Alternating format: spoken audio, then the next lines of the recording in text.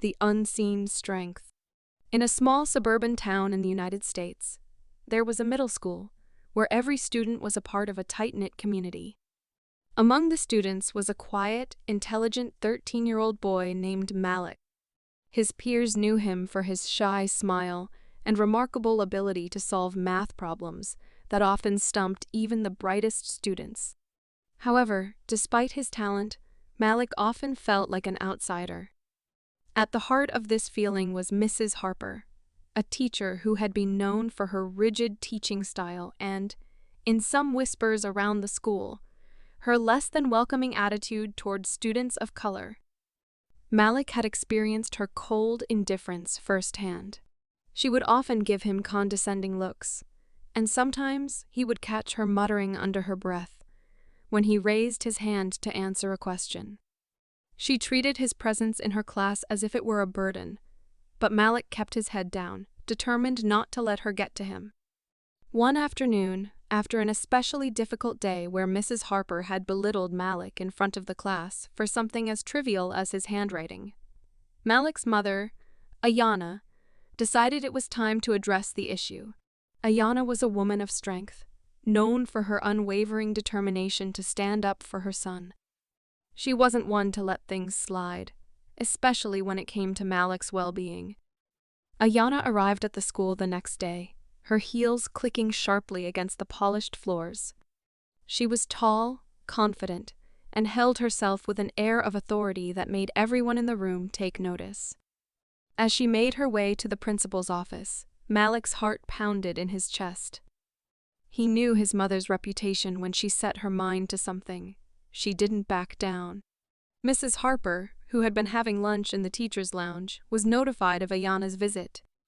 She tried to push the thought away. She had never had to face any repercussions for her behavior, but today felt different. Maybe it was the way Ayana held herself, or the fire in her eyes. It wasn't just any mother coming to confront her. It was someone who had lived through hardship and had come out stronger. When Ayana entered the classroom, Mrs. Harper stiffened. She had expected someone meek, someone apologetic. Instead, she was faced with a woman whose mere presence seemed to carry years of strength and resilience. Ayana locked eyes with Mrs. Harper, and in that instant, the teacher knew this wasn't going to be a conversation about grading. This was going to be a reckoning. "I'm here because of my son," Ayana began, her voice calm but unwavering. "He is not a problem to be managed. He's a bright young mind who deserves respect. I've seen how you've treated him, and it's unacceptable." Mrs. Harper, nervous and fidgeting with her papers, began to stutter. I didn't mean to." "No," Ayana interrupted, her tone sharp. "You did.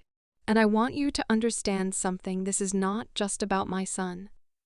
This is about every student who has ever been overlooked or treated unfairly because of their skin color. I am not here to apologize for my son. I'm here to ask you to take a good look at your own behavior." For a moment, Mrs. Harper didn't know how to respond. She had always justified her actions as tough love or merely trying to maintain control in her classroom. But she had never considered the lasting impact of her words, especially on a young, impressionable child like Malik. As the conversation continued, Mrs. Harper began to shrink in her seat. It was as if Ayana's words were a mirror, reflecting all the discomfort she had buried deep inside for years. For the first time, she realized the gravity of her actions. And for the first time, she wondered if maybe, just maybe, her approach had been wrong. The next day, Mrs. Harper apologized to Malik, not in a perfunctory way, but genuinely. She recognized the injustice she had caused and, in a quiet act of redemption, began to take steps to change her teaching methods. She reached out to other teachers, seeking advice on how to better support her students and ensure that every child, regardless of background, felt seen and valued in her class. Malik, who had always been cautious around her, started to notice a change in the way she interacted with him. Though the road to trust was long, something inside him shifted. He began to believe that perhaps, just perhaps, people could change.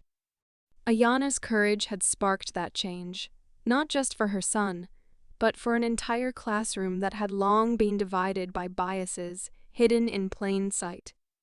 She walked out of the school that day with a quiet satisfaction. She didn't just protect her son, she had taken a stand for something greater than herself. And for Malik, he realized that while some battles could only be fought with words, others required the strength to confront injustice head-on, and that strength often came from the most unexpected places.